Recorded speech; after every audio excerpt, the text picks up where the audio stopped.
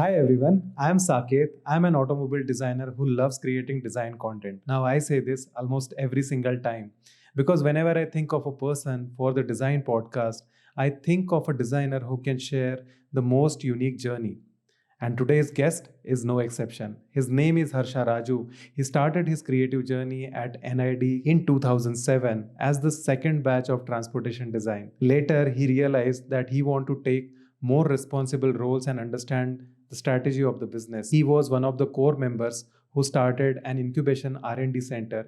Today that team has grown up to a team of 700 people. Later, he followed his passion and went to Harvard. So today, he is not just an alumni of NID but also Harvard.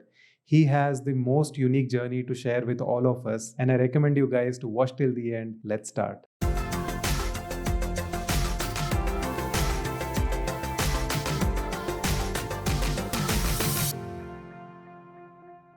Thank you, Harsha, for taking out time for the design podcast. It's a Easter Sunday for you guys. So it means a lot to me and the audience that you are taking out your time to share your wisdom and your time with all of us. So thank you for coming here. Oh, thank you. I think like I said, we'll just have a conversation. I don't think I've reached a point to give wisdom, but I'm humbled that you reached out and said you want to have me on the podcast. So thank you. No, no, no. Actually, your journey is quite inspiring for me. The other day, हम लोग just बात कर रहे थे and we spoke about so many things and I got to know about your journey and I was also sharing this with my wife also कि कितना मतलब कितनी inspiring journey रही है and there are so many things to talk about and that's why I'm very happy and excited about this conversation and as you said we'll keep it casual. We'll have a raw conversation. I think that is the most effective one. So let's start. Yes. So starting with the basics, I know that you are a mechanical engineer first. So how did your creative journey start? How did that shift from technical background to a creative background? How did that shift happen for you? So I think last time when we spoke, I we did not talk about this, that my creative journey started much before my before me joining engineering. So, like I was telling you, I've been bad with academics. I was not a top of the class kind of a guy. I was always looking at the playing field. I wanted to play football and badminton and whatever sports that were there. Okay. So I never paid attention, but I somehow realized during school that this is not my cup of tea, and I was also good at sketching. I used to do random things, and I used to be good at sketching, and that my parents also encouraged. So after 12th, I decided I'll take up my dad being uh, like every parent thinks, right? My kid is the smartest. Only if he puts a little more effort, he'll be one of the best, and that's like every parent thinks so. Yeah. So he got he got me entrance exam applications for everything from national law school to I think CET for Engineering. engineering Ah, in Karnataka, okay. and then he knew that I was interested in design, so he got I think at that time NIFT applications and all of this. Okay. Um, I I somehow cleared all these entrance exams, Wow. but all of these had minimum requirement of percentage. Okay. So one of these competitive exams I cleared, Mhm. but I was so bad with academics I didn't get the minimum requirement from my Oh, 12th. that PCM, PCB sort of Yeah. a So criteria. yeah. So I was quite quite my dad was like, no, no, you're quite smart. I think you didn't put enough effort. I think you should withdraw the result. Mm-hmm. So that's a provision that I didn't know existed. You should withdraw the result, and you should write this exam again. Wow. And then I wrote the exams again. I cleared the minimum requirement, but I didn't get through the competitive exams that I had taken earlier. Like NLS, I got into waiting list and whatever, but I didn't go get it the second time. So Okay. I I got through NIFT. Wow. We went. I took the interview, and I think I don't remember whether I got admission or whether I got waitlisted. But I was supposed to go to Delhi to give an interview, and my dad was like, "Is this what you want? I think now you got minimum requirement for engineering. Maybe you should take up engineering. Maybe set the base or the Hmm. foundation right. Then you do whatever you want." I very reluctantly agreed because he was logical about it. So I then got through mechanical engineering, and as usual, not interested in studies, or rather, I wasn't as smart or good enough in academics like my classmates then. But I always found a way to the playing, for the football ground or something to play. That's what I used to do. But Nice. throughout Hmm. all my last pages or the notebook ke upar jo the empty spaces there Hmm. always used to be filled with sketches of cars and bikes and whatever. Oh, wow.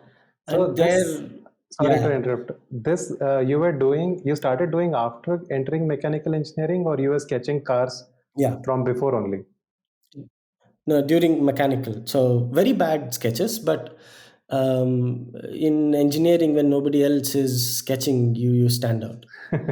And that's when I got to know about NID. Okay. And that's at that time when I was studying engineering, transportation design did not exist. So there Acha. was product design, and I thought that that's my way into automotive design. And after that, I set my mind I need to apply to NID.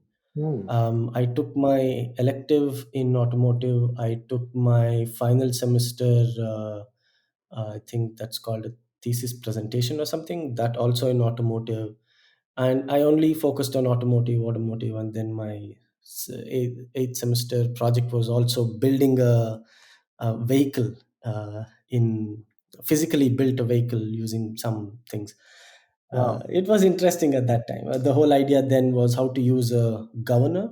Hmm. Um, was it a governor? A differential for a four wheeler using a two wheeler gearbox and whatnot. So we had come up Acha. with some brief, and we built like a small cart kind of a vehicle. And I somehow finished my engineering. I really was so bad, I don't know how I cleared it. I think I told you last time when we spoke, the whole thermodynamics, the heat and mass transfer, and strength of material. Oh my god, Yeah. I don't know. I still feel that I didn't grasp the whole concept well. I just somehow cleared it.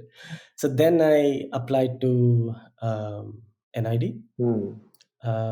So I at that time, I mean, now I can say, retrospectively. So many of the things in my life have been retrospective thinking.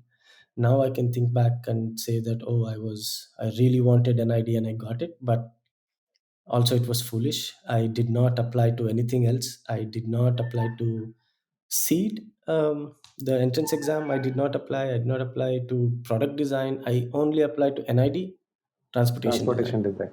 Wow. I was very fortunate that I got through, but I was very humbled very early in at NID. Okay. When you are in engineering college, you nobody else is sketching, like I said, so you Hmm. stand out. But when you enter a design school, and that too one of the best ones in the country, you it attracts the best talent. So you are immediately put to place that, okay, you might have been okay in the previous place wherever you are, but here every person is better than you. That's what I Hmm. realized. That's how my entrance into NID was. In fact, even before entering, I remember this incident. I think my Aditya Narayan, many of you probably, even the viewers, might have heard him. Yeah. He's great at his skills and great at his work and a good friend. I didn't know him then, right? I We were in this school where the entrance exam was for NID. So I went there with a pencil, didn't know HB, 3B, nothing. I have there the pencil, an eraser, a pen, and maybe a couple of other small things. So this guy arrives and sitting right in front of me. There's a bench and then there's a desk, and we got the paper. And this is not the studio test. This is the written Hmm. exam. The first exam, basically. He had these markers. Yeah, he had the markers laid out on the bench. Wow. He had different colored pencils laid out on the desk. I'm just sitting there in shock, completely out of air. Right at that time, I'm like, oh, is that how you were supposed to be prepared? And that was where it all started. Hmm. um, and that continued, and he continued to impress people, and many of my classmates were really good with their skills and really super talented. Many of my classmates, my seniors, juniors who came after that, extremely talented, and they they knew what they were signing up for. I think I knew partly what I was signing up for, and I figured out the rest during my journey in design. I can totally relate with you. Like when you see someone with that kind of a preparation and knowledge, because I also remember one incident from my design interviews. So we go to NID, and in NID we are all standing in the queue for the interview, and Mm. somebody had told me that you need to carry a design portfolio. So I had just compiled everything into a PowerPoint, took a print, spiral binding, and just carried it. And then there was one girl in front of me. She had carried like three big folders of different works. There were some physical mock-ups and things like that. And that was the moment I had Yeah. like, okay, check it. This is not my cup of tea. If this is required, I won't get into NID. So I can totally relate when you're saying all this. I realized that there are. It's not just about the skill that the NID entrance exam or the panel was looking for, right? It's also the passion, the amount of effort you're ready to put into it, Hmm. your acumen to learn. I think there are you can't pinpoint on one, but there are many such aspects that that are considered. And after I cleared the first round, or I think the second round, I don't remember what rounds they were. I I went to I heard that okay, there is clay modeling. Of course, me being me doesn't know enough of clay modeling or whatever. So at that time, I think Durga Puja chal raha tha ya Ganpati, something was going on, and my neighbor was from he was a sculptor, and he's from West Bengal, and he was I mean sorry, from Kolkata, and he used to make very specific Ganpati murtis. Or I don't know. He used to make both Durga and Ganpati. So I went to him. I Okay. told him I need to learn clay modeling. I didn't know the difference, right? Automotive clay modeling, synthetic at that time, and clay that is used for. So he told me a couple of things, and he was reluctant to teach at that time, and I just borrowed some clay from him, Hmm. मूर्ति बनाने वाला clay. Right. And then I took a toy car that I could get from outside, and I'm trying to sculpt the car. Okay, I made it, made something, some form. I went down, had my lunch, came back. It is because of the sun, it has cracked and broken into pieces. Hmm. Then I'm like, okay, this is not working. Clay modeling is not working, but I want to show that I want to can do something 3D. Went and got POP, Okay. plaster of Paris. Then made a block out of it. Then Oh, started carving with that. nice. ये सब किया, और NID के entrance exam में लेके ही नहीं गया. I forgot. Why did that happen? Why did you do that? I don't know. I forgot. I just thought that it was an attempt, right? It Okay. wasn't something that was good enough to show. Okay. Either I forgot or I didn't think it was good enough. I don't know what it was, But did you at but least tell I that do to the remember. interviewers? Yeah. Yeah, it just came up. I didn't plan to tell them because Okay. it wasn't anything to boast about, because it was a failed. I had not learned that failure is a good thing and all of that, right? Hmm. I mentioned it to them, and I still remember their reaction told me that they did make a note of that.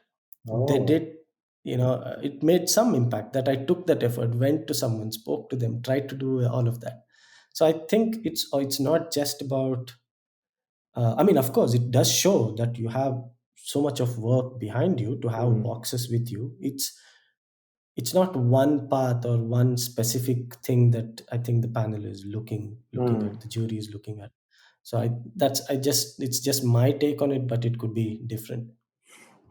Yeah, actually, I I was talking to a few of the faculties from NIT, and I was discussing this thing, uh, that what do you exactly look for when you are selecting students, and their immediate response was that they don't wanna look for the best skills. Definitely, skills are very important, but according to them, skills can be learned, skills can be developed over the Mm. time, but the attitude or the personality which is required for design education, that is what they are looking for.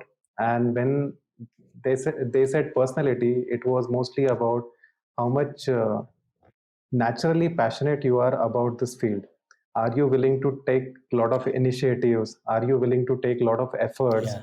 Are you willing to sit in the studio the entire night and makes just one block which probably mean nothing? So there, so yeah, his reaction was that, and I think that makes a lot of sense. And when you are telling your story, I think this is precisely what would have happened, that they saw your natural efforts, uh, and inclination or your passion towards this field of design, and even though you didn't bring or show them the output of it, just the efforts would have convinced them that okay, fine, this guy is taking efforts. Whatever worked, I really, really wanted an ID. I'm glad it worked. Because in the jury discussion, we were talking about Sherlock Holmes. Oh. And I came out thinking, what just happened? Yeah, that was Okay. a good experience. And Now that you cracked NID and you entered NID, were there any pivotal moments, like which or some of the highlighting experiences or the incidents which probably paved a path for you in the future? Like any highlighting moments? many, I must say. I think, like I told you, my whole journey has been humbling at different levels, right? And I just knew that NID is the best school or one of the best schools. I didn't know anything more. And coming from whole engineering mindset that we have, we we try to we try to I don't know, mm, how do you say, rank these, or look at a college and say a good college or not so good college and put them in order of rank Mm-hmm. by placements. That's how many, that's one of the main criteria when you look at engineering colleges, right? And there was no such thing in NID. You couldn't really assess it by that, Mm. because we were the second batch of transportation designers. Our seniors were still there in college. We didn't know where this career would take us. We had some examples of product designers who had become successful automotive designers, but TAD itself was very new at that time. Mm. And we entered, and like I said, all of us came with different levels of skill set, understanding, exposure, um, and we were all put together, and that was very interesting. Mm. Some came with a specific dream or specific company to work for. Some came with certain skill set and knew what to work on. Some came because their dream was to study at NID. So, and there were different points of view as well about NID, about the learning, about the profession itself. Mm. And I was there looking at all of their skills and knowledge, and more and more realized that I need to put in a lot of effort. And it wasn't me to put that kind of effort that continuously in that way. I felt the need to find a different path, or differentiating a path for myself at every point. Interesting. Sometimes I was successful, sometimes I wasn't, and I was learning from each of my classmates immensely. I think I told you, Sudarshan, who used to call him Basanti at that time. Amazing work, hard work that guy had, and I think I'm sure he still has. Yeah, yeah. He would he would sit in near the hostel, at the night mess, everywhere, and sketch so much. I think he's the only one I know who was ordering stylus nibs at that time. We used to Wow. have bamboo at that time, small ones. So he used to have that small iPad size wala. Hmm. I used to sketch so much. He used to sketch so much that uska jo stylus ka nib hota tha, he used to wear that off, Wow. and then he would order those. To that level he used to sketch, and I saw him like, I can never put that kind of effort. It's not in me. It's just amazing. And not just in every person had different thoughts, and there was some in the senior batch also who were like encyclopedias.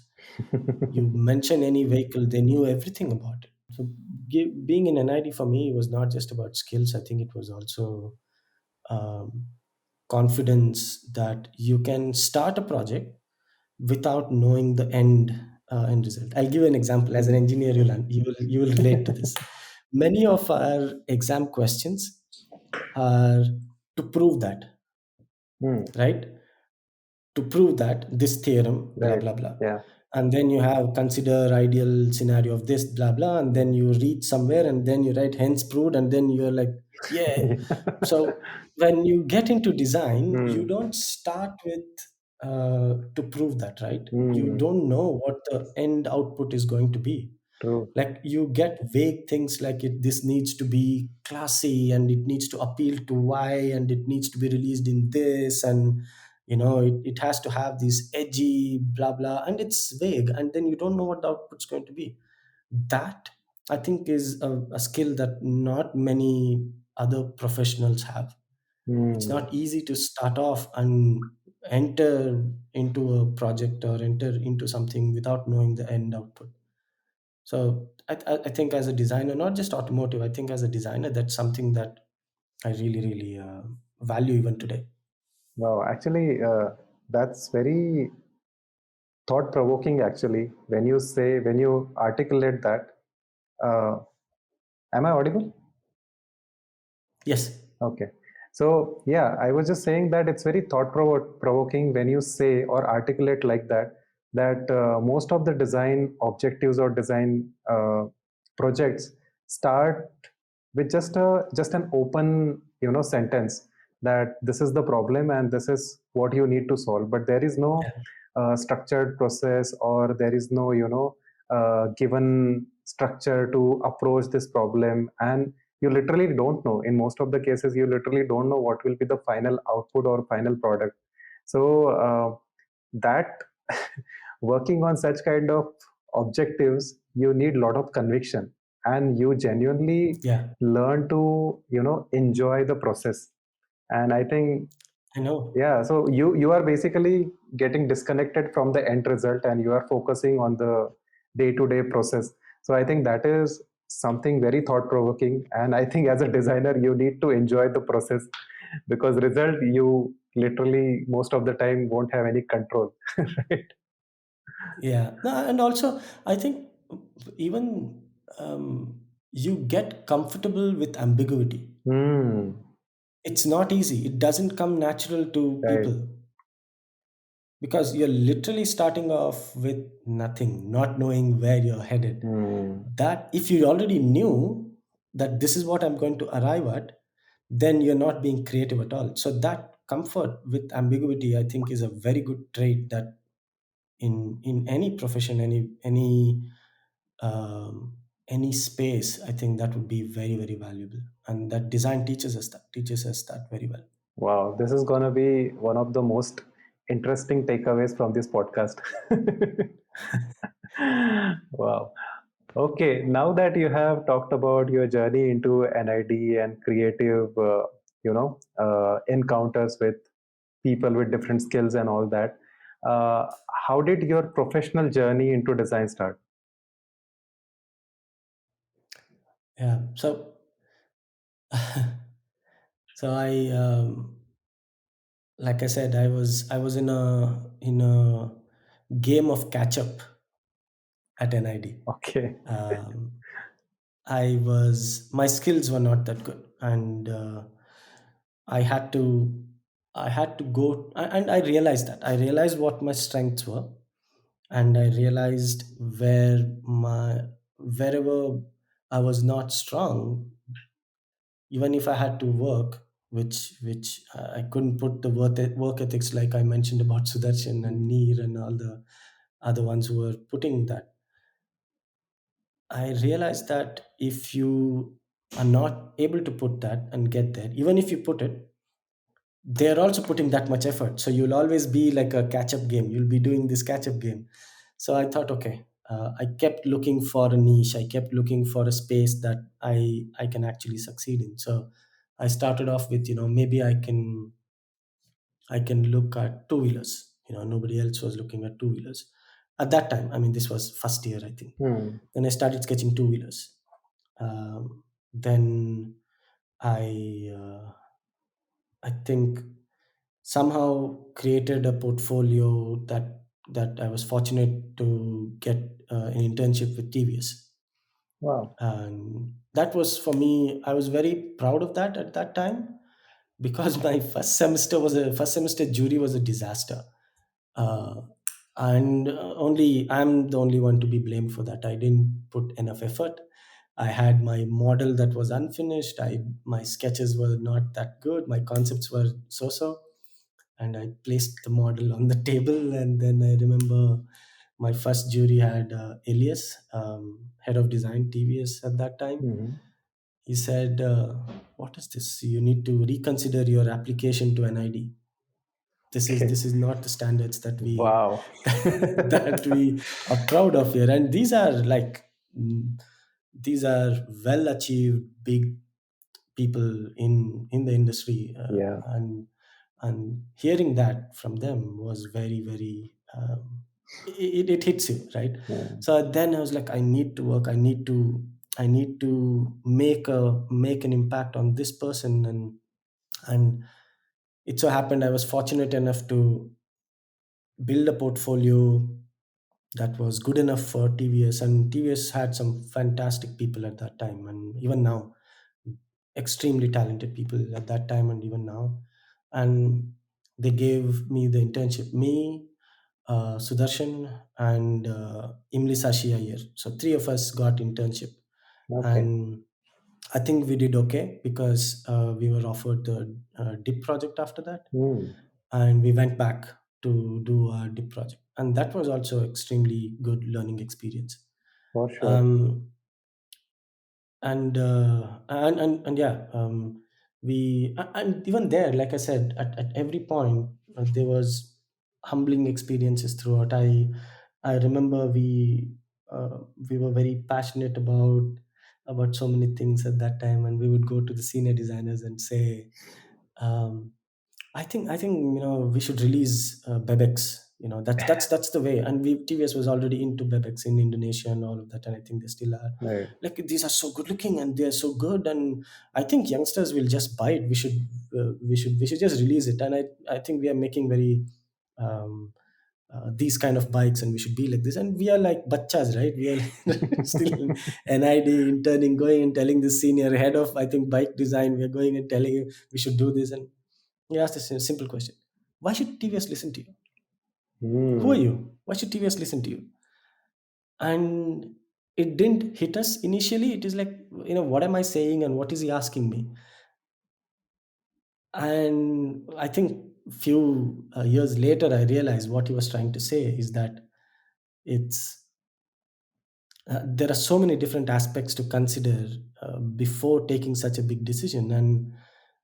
And it's not you can't make such loose statements, and Mm. especially when you've not made a mark. To be taken seriously, you need to get a few steps and have those things under your belt, and even then you need to have a proper business case, proper proof, proper market research and Right. user research and all that behind you. Understand that market, the space, the economy of it, and then go and make such statements. So it was again humbling, but we learned a lot there, and we also realized how much hard work it takes to put together one vehicle, and it was great experience, and we got back to campus after that, I think, and we were one of the first ones to finish the dip Mm. during that time, and we were chilling in on campus, and I just needed a reason to get back to campus, because my girlfriend was there, my wife now, at that time, and I just needed a reason to go back to campus, and I kept going back. And I think Praveen Nahar at that time who was the coordinator, and I think Vipul also was there as faculty, or I don't remember what position he had at that time. Vipul, I think, called me and said, "Listen, there is this company, and the India head is really keen on having an NID in their company because they have some concepts to work on." Mm. And I think I mentioned to you in some of our previous conversations, there is some arrogance with Canadians. I think it's be us being naive, or not knowing enough of the world. We think we are it, and I had that arrogance, and you see that sometimes when you Yeah. get these applications from young designers. True. True. I don't know if it's good or bad, but I was like, what is this Vistion? I'm built for the best companies in the world. I've not heard of it. And then I realized it's a big company, because we, as I think, young students in design, we get easily impressed by glittery things and flashy things, and only after experience you look past that, right? You True. do still get impacted by it, but you look beyond it now with some experience. At that time, I'm judging by the website, I'm judging by all of that. So but I still thought I should give it a shot, because I'm not on par on the skills of the industry. I wasn't on par with the industry on my skill set. I thought this is a chance to learn. Maybe I'll go there and be there for an internship for 6 months and learn as much as I can, get that Mm. experience, and then maybe I'll have a chance in the industry. So that's how I went all the way to Chennai, and to the outskirts of Chennai in Maramalai Nagar. I was traveling, and then I got to know. I went and met the person who the country head of Vistion had given the assignment that I need you to get an NID into. His name is Srini. Still, I'm very. Um, I think he got me in there. So I I was told that this is a concept that we are working on, and we need you to realize our ideas into real designs. Later, I realized that it wasn't the concept in how we were used to concept in passenger vehicles or in big companies that are released in, let's say, Paris Auto Show, or Mhm. Geneva Auto Show. Not that, but it was more of a technology demonstration concept. I thought, no, I'll be here for two. I thought 6 months, but I'm going to be here for 2 months, and I'm out of here. And I worked there for 7.5 years. Nice. So, uh, but like, again, it's very important to have the right people also in your professional Mm. career. I had his name is Amit Jain. He was the country head of Vistion at that time, who gave me that opportunity. And another person who is, I think, one of the best managers I've seen. till date, whose name is Mark Jarvis, who is my mentor. So they helped also to see beyond certain things and understand what else is important, other than sketching something that looks good. Hmm. So that was really good. So that's where it started. I started at Vistion, I think in 2009 or 2010, somewhere around that time. Design as a department didn't exist in India. Not Okay. for Vistion though. Vistion had a European studio. It had, I think, a couple of people in, oh no, a big China studio and also a big US studio. All But in right. India, it wasn't there. Hmm. So we had an engineering center, and I was sitting with the engineers there, and um I I used to get work everything from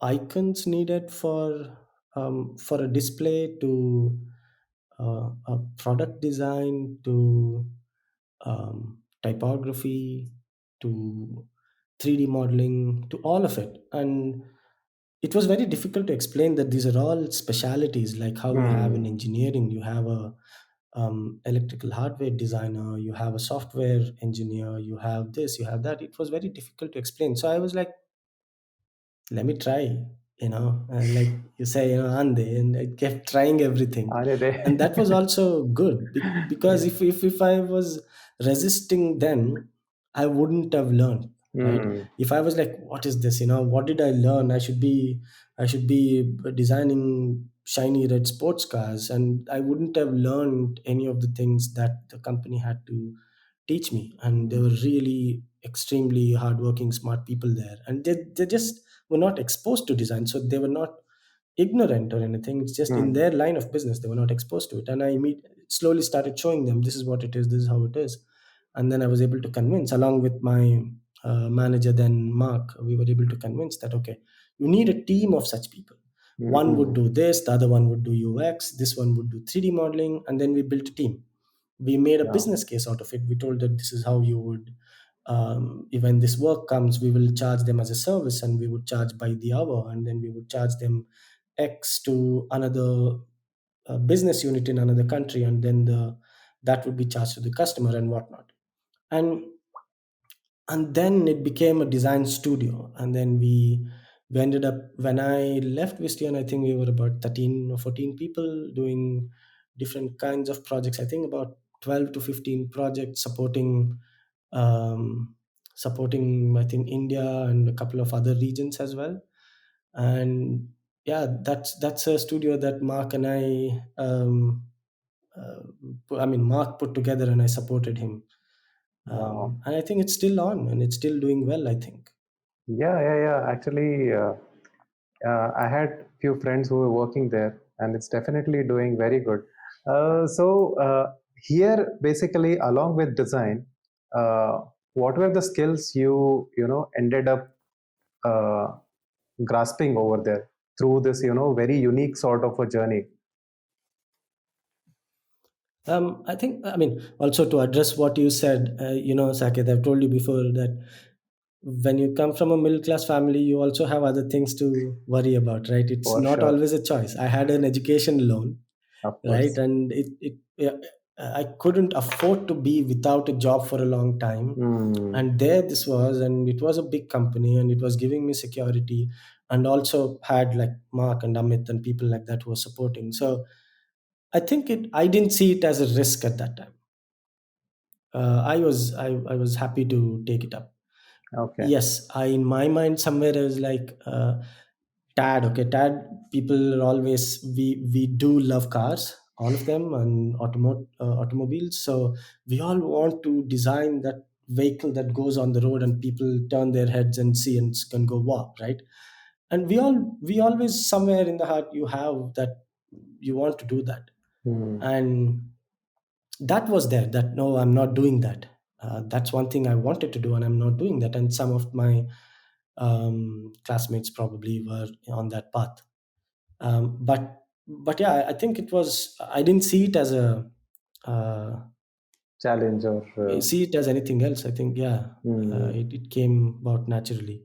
So other skills. I think I realized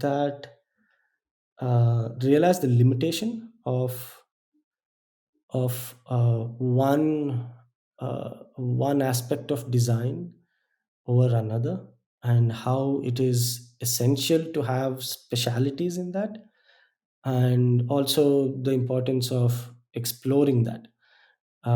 interesting. And while doing this, I think one thing this is for me, even now, I think last time also when we spoke, I mentioned this. I realized that design is not the center. um, we wish for that, and as designers and coming fresh out of college design school, we wish for that. We want design to be the center of the universe, but it's not so. Mm, That was a realization, and I think I that made me learn other aspects of business.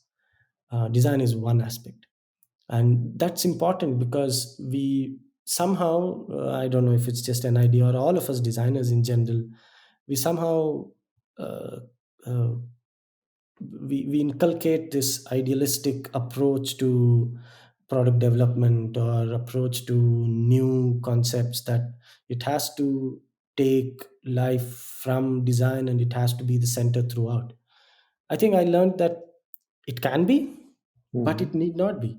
mm, And more you respect every aspect of product development, more value design would get. But if you start putting that as the jewel crown, then mm. it's not going to work. You need to work with every other um, every other, what do you Stakeholder, say, uh, stakeholder, yeah, yeah. stakeholder, every other vertical, Mm, to put something together. And right. I think any good product, any good car or anything that you bring out, I think it's a series of good decisions. Mm, And one of those decisions would be at, at a design level. And it percolates, right? It's a design head's decision. mm, And then whoever the lead is, and then the person who's sketching takes a decision, should I go with this or this? And then it goes up again. So that's very important. I think I learned that very early.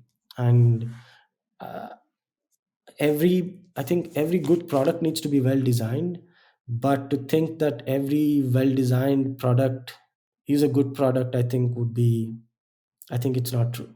mm. That's very, that's again very thought provoking, provoking for Yeah, sure. But yeah, it's true. Actually, what you said, even through my experience, I realized that every day that design is just a part of this, huge ecosystem of the product development. yeah, And we designers definitely get some privileges that you are involved from the starting and all that. But yeah, definitely, without the support from the other stakeholders, you won't be able to bring that product out functioning in the market. So I think that's why uh, it's important to understand what and all the stakeholders and what and all the other departments are doing, and how you can take into consideration where, as you said, where you can take the right decision for the entire product development and not just for the design. yeah, And exactly. I And wanna, I think company comes first. You're not bigger than the company. No decision, no yeah. work you do is bigger than the company. Actually, just to add on to it, I see this happening again and again, that designers usually get so emotionally attached with some of their works, that they forget that this has been done for the company and ultimately for the Yeah, profit making, right? This is a business where profit is the most important thing.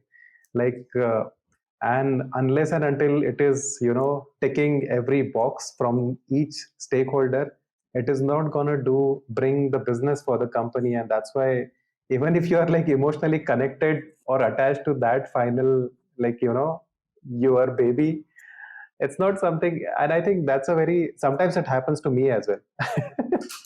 But I think it's very important to learn that The business is more important. As you said, the company is more True, important. but yeah, but it's an interesting thought. I think it's what we need to do is be aware, like you mentioned. You should be aware of it and Hmm. be respectful.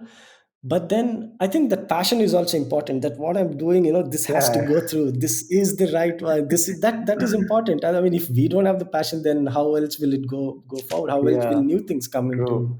into life? But not at the cost of uh, at cost of not working with others, or not respecting other Hmm. divisions, or not thinking that we are almighty. Not at that cost. Being passionate is okay. Yeah, actually, one of the validating example of this would be that there are so many good-looking products with a very bad business. So there are many examples like that. They are making the most beautiful looking products, and business-wise, they are not there. And yeah, so they are basically getting bankrupt. So I think awareness is the right word. So you have to be emotionally Yeah, attached for sure. You should be passionate about it, but yeah, you should also be aware about the other yeah, aspects of product development. That's very important to understand. Awesome. So now that you said that you left Visteon after 7 odd years, so what was the next step yeah. for you? Um, I think we had put together a good team, and I realized that we were doing a good job, and every person was quite self-reliant on decisions and how to deliver. So I Hmm. was quite happy. And during that time, coincidentally, the country head, Amit, who I spoke to you about, who got me to Vistion, uh, he was moving to another company, and he was taking up a CTO role. And his job there was, I think it was a one line job, that he needed to maneuver the company from a manufacture focus to a technology focus. I think All right. it sounds vague, right? It sounds like a design brief that we get. So it was so broad, and he had a vision, and we all believed in that, and so four of us joined him Okay. in changing this. So like you can probably already sense that it has nothing to do with design, what he's talking about, right? Hmm. From a manufacturing focus to a technology focus, it's a very broad thing. It has nothing to do with design. But we were on board. Four of us joined him on his vision, and he and the company also, right from the chairman, they were very, very invested, mentally and also financially, that they would want to make the shift. And I think they were quite successful in making that shift, and it's still in the process of transformation. So what we did was, we joined him in creating this new entity. At that time, five of us were sitting in a shared office, and in cubicles that were, I don't know, 4 by 4 cubicles in this shared office. And we were thinking, so what is the vision that we should have? What is the size that we should go for? Ah. What kind of people should we get? What should be the policies, and what is the culture we should have? um, what kind of products we should be approaching, and which market, and who are the customers, what would the customers want? So these were the questions that we were asking. And we were also in parallel putting together all the HR policies, to all the ways of working, how we would divide work. I think I was supporting on, and I told, when I joined, I told that, Amit, I don't want to be very niche and focused on design alone. I want to help and support in any way possible. And he was Wow. very encouraging on that. So he said, absolutely, it will be all hands on deck, because it's just five of us starting this for a very large company. Hmm. I mean, not, I mean, large company. And he said, absolutely, you go ahead and take responsibility of anything, and see it through. And and I'll support you. And that was great, right? I didn't have to focus only on design, but I was comfortable with that. I was doing that. So we all five of us worked on everything, but we had specific responsibilities. Um, I, of course, took design and also was working with operations. One of us took mechanical design as a responsibility, along with administration. One more took software, and the fourth one took hardware. So four of us, along with the CTO, which is Amit. So we built this incubation center or R&D center called Create. So it was called Center for Research, Engineering, and Advanced Technologies. Interesting. We came up with the name as well, branding, to the vision, to everything, interiors of the place. We found ourselves going from building to building, seeing which is the right place for her to have the employees Wow. work, where will we have sunlight, where can we have an open office This was environment, what size it. this was almost like setting up your own company, no? Like you. It was, it was. So five of us were working like we were setting up our own company, of course, Wow. without equity, but we were we were doing it for with all our heart and mind into it, and it was amazing. And I think now after that was set up, I think in 2017, I think 2017. I think now it's, I don't know, 450 people, I think, in three cities in India and also in Germany. I Wow. don't know how many products have been developed already and how many $1 million have been won as assured business from different customers. And I can confidently say that it's been a successful venture. And part of that, we decided that we'll have a separate business unit where we will Hmm. have a design studio while doing product development for the mother company as Create. We set up a business unit that would provide services as design as a service, which became Initia Design Studio. Okay. And that's how I founded a design studio called Initia. Oh, so was that And your own initiative? That because, as you said, five of you set the venture which you called Create, and that you being the yeah. designer, you wanted to do something in design and start a service enabled Uh, company. so So it was, I remember, I still remember even the car. We were sitting in an Innova traveling from somewhere, Amit and I, and we were putting together what all do we need in terms of capital expense and operating expense and all of that. We were just putting together, and then we were like, what would it take to have a captive studio and a standalone studio to provide services outside, Hmm. right? What are the differences in terms of what you need are about the same. Hmm. So then we thought, okay, can we do both? We do, and I do feel that we in India we still, there is a, we've not reached a point. So we've reached a point, I think, where we are able to sell well designed products, Hmm. but I don't think we've reached a point where we can make customer pay for good design. Hmm. Yeah. So you can sell good design, well designed products, but you're not able to sell design yet.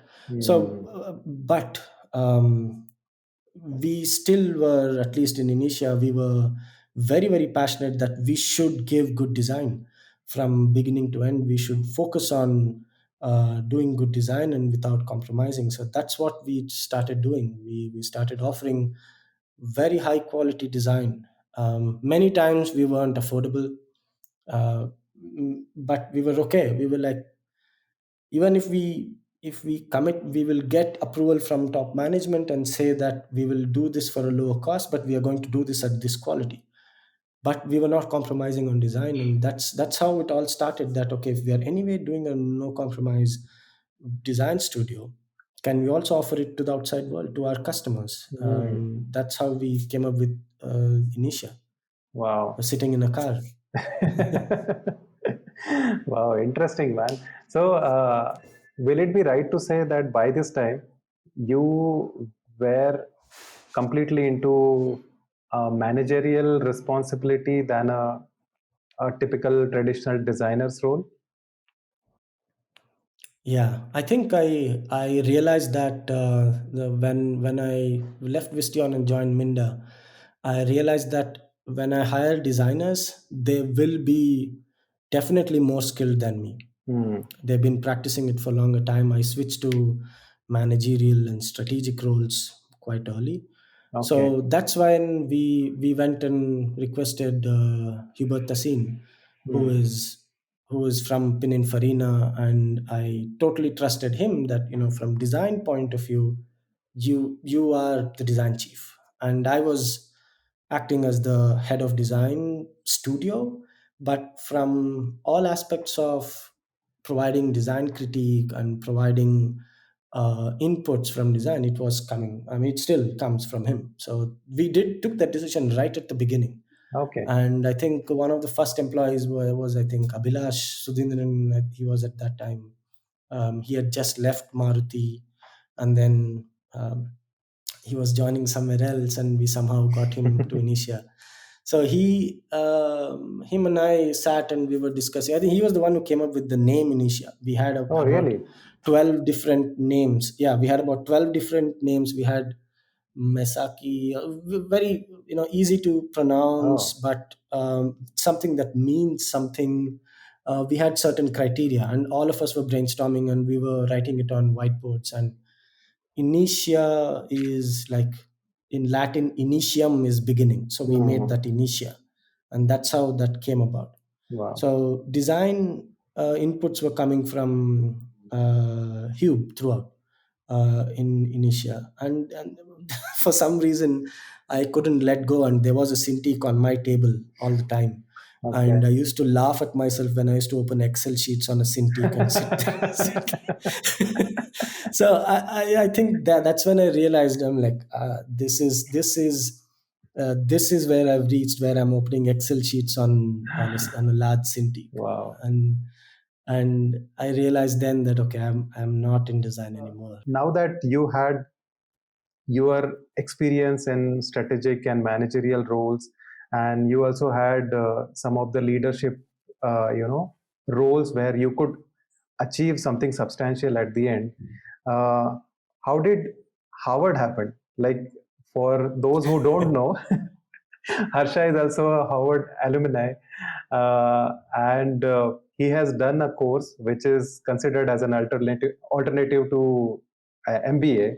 So I'm very curious to understand how did that happen, because it seems that you were already doing very good with Minda, starting Initia Design Studio Yeah. and everything. How did Howard happen? I think I don't know, I I kept thinking that to make an impact, you had to do more than just design. Like, if you need to make impact on design, you needed to do more than design. That's what I kept thinking to myself. And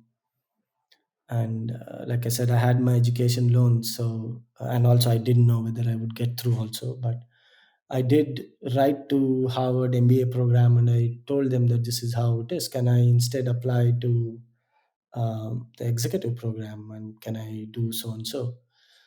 I think they told me that they didn't tell me that, you can't get in, but they said that typically this is the profile that we admit to our program, which was for program for leadership development.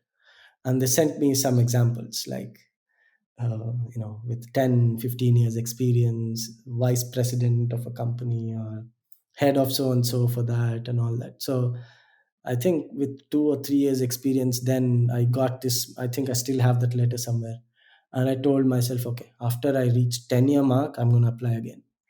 And then I somehow reached, and that was in my mind. And I went and told my uh, manager, who's Amit, who's the CTO. I told him I want to pursue this. Would it be okay? I'm not expecting anything from the company, but just time, if I can dedicate some time. He said okay. And he did ask me, why do you want to do it? And for me, it had changed over time, right?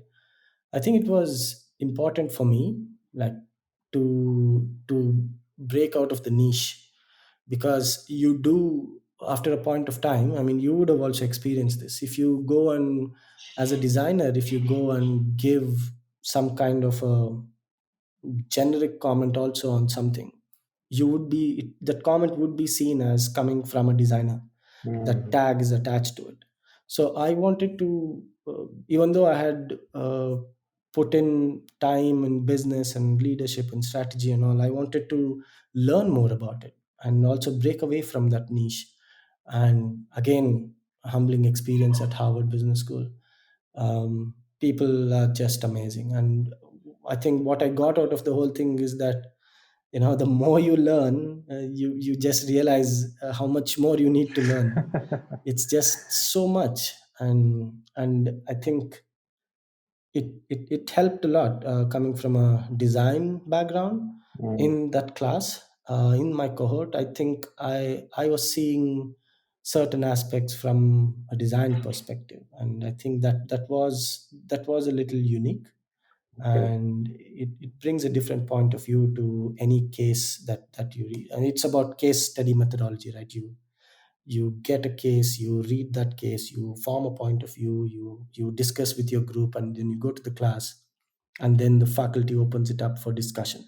That's how you learn. And it was very interesting, and I think that opened up other doors. I realized many of the things that we were doing. I told you about Create and Initia.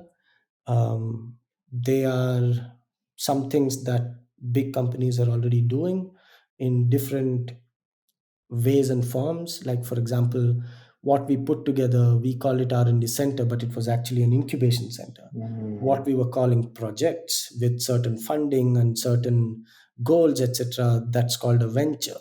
And the product lead, or the project lead, or team leader, PDTL or something, team leader, is actually the CEO of that venture. So this is how I started drawing parallels. So this is what we did there, and this is how it is done. What was expected out of us? Okay, it was a break even of this point, or we were expected to give 7 times assured business on the investment. So I realized, okay, that's a multiplier that you use. So many different things I started drawing parallel to what I've been doing in life, and that helped give a unique perspective. And I think all of us would benefit from seeing outside design and learning, whether you want to do something about it or not. But it's always um, good to learn, I guess, about, especially with what I spoke about earlier. In India, at least, we are in a very good phase of entrepreneurship, and the whole startup culture is really good. So I'm very curious to understand, like, if you can tell me very quickly in a very simplistic, understandable, terminologies, what did you exactly learn in Harvard? Like, Um, uh, I think, so. The course name is called Program for Leadership Development, and I also learned separate modules of launching new ventures and foundations of private equity and venture capital.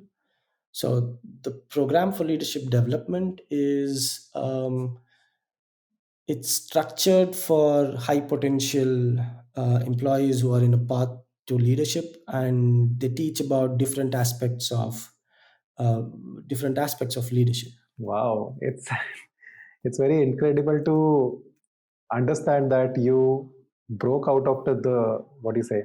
You broke away from the niche which you're looking, but in the end, you are still connected to the transportation design which you had done in your initial days of the initial career. So, but yeah, now I think it has. It's very different from the traditional designer role. It's a very much in Yeah. line with the business operations and what a MBA graduate would do.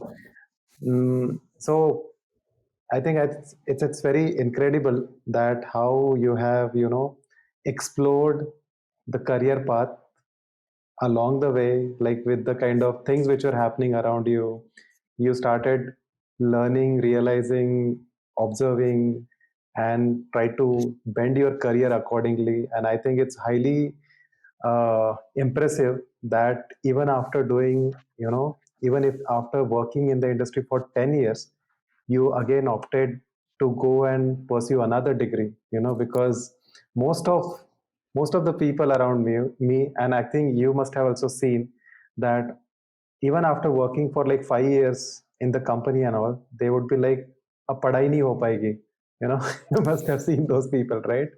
So it's highly impressive that you have done that and you managed to do it successfully.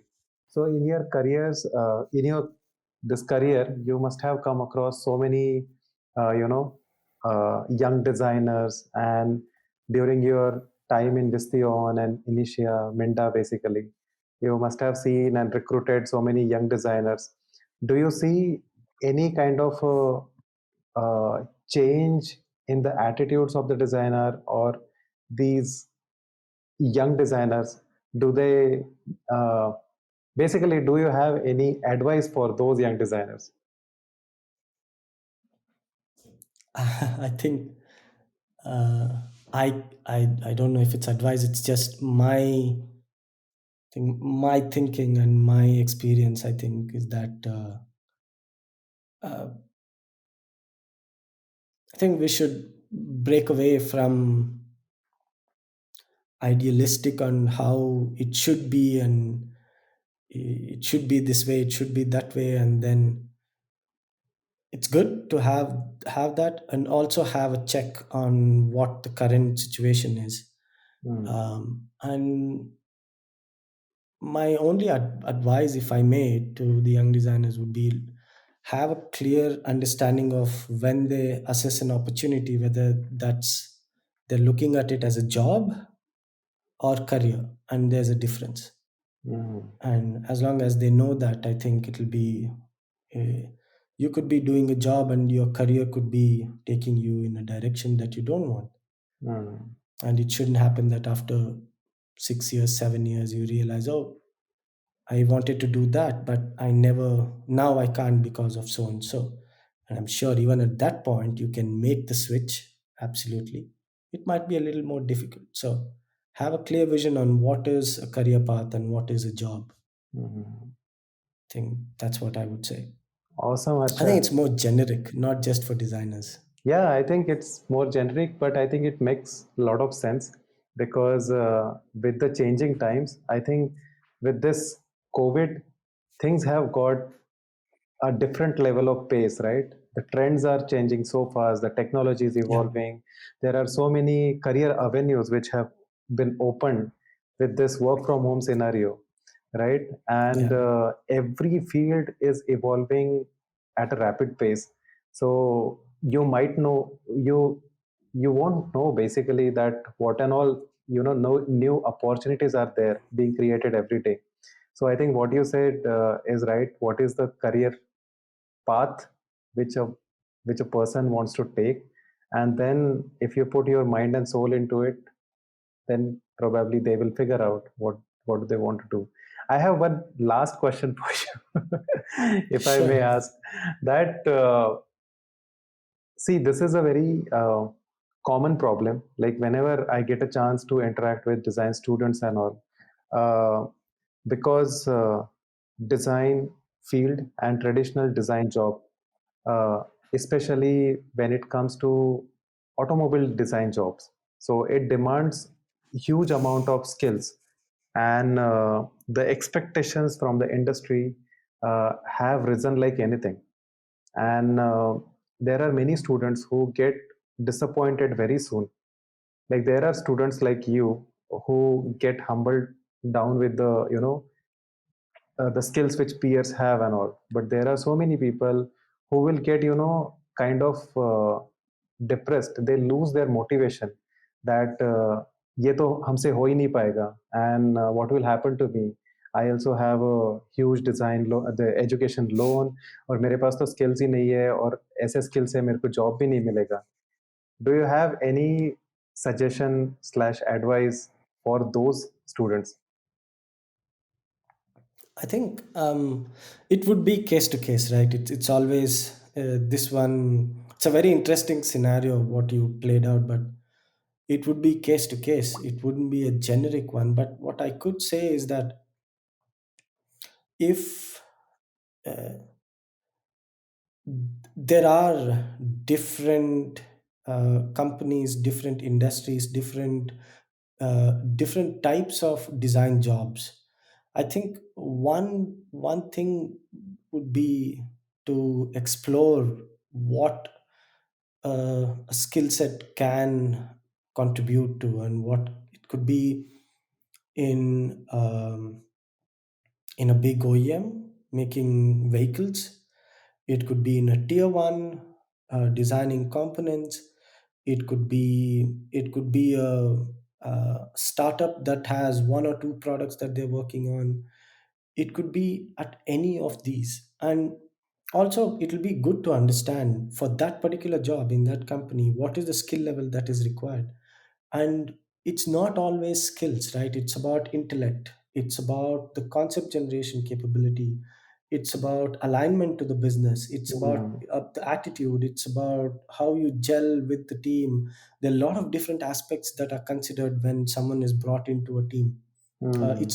It's not purely, it's not 99% skills and rest of it is 1%. Depending on what job you're applying, the Hmm. skills required would vary in terms of percentage, and I'm sure it's not 99%. So I think it, and if all of that, even if all of that, you realize that at some point, design, I'm passionate about it. That's why I joined it. It's absolutely okay to change that. It's Hmm. absolutely okay to be to have a new passion, to have a new goal. It's absolutely okay. Hmm. It's okay to switch. It's okay to move. It's okay to take up new, interesting things. Why limit yourself because at one point you felt strongly about it? If you can, please, it's absolutely okay. That's what I feel. Hmm. It some might agree, some might not, but that's just my Yeah, point of view. but I think at least I agree with that suggestion of yours, because there are so many things which are opening up, and uh, it's okay to change your goals and passion. Let's say you entered design institute with certain goal in your mind, and you realized so many things that are not working out. It's okay to change your goals and streamline your energy into something which is meant for you. I think that's completely okay. Yeah, uh, it's absolutely okay. yeah, I think with that powerful insight and a suggestion, uh, let's conclude this podcast. Harsha, thank you so much once again. I'm very happy and thankful to you that you shared your time with us and shared your knowledge and journey with all of No, us. thank you. This is going to inspire so many students. You might not realize right now, but I'm pretty sure this is going to inspire so many out there, because there will be so many who will be able to relate to your story, especially whatever you had gone through your design college journey. So there will be so many who will relate to that experience of you, and hopefully they will get so much value from this. So thank you again. No, I hope so. And no, thank you for having me. And I think you're doing a great job. I think you're keeping it more conversational. You're making people speak and open up. And I hope your listeners and young aspirants can gain from some of the experiences, if not, Yeah. if not anything. So thank you so much for doing this and inviting me. Yeah, no, it's all my pleasure. It's just a small community, and I feel that if we can do or contribute something in some way, why not? So we are, I think, all doing that. So thank you for being part of this design podcast. Oh, thank you.